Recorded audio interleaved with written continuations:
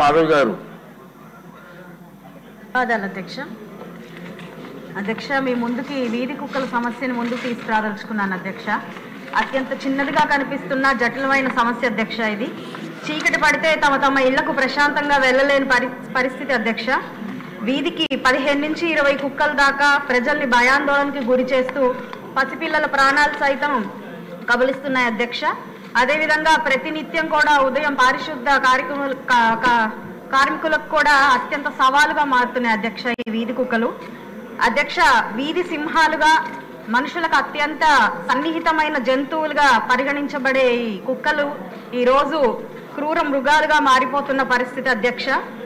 అయితే వీటి సంరక్షణ కోసం ఇటు ఎన్జిఓలు సొసైటీలు పనిచేస్తున్నప్పటికీ పూర్తి స్థాయిలో వాటి పరిరక్షణ చేయలేని పరిస్థితుల్లో ఇవి ప్రజలకు ఒక సవాలుగా మారిపోయాయి అధ్యక్ష.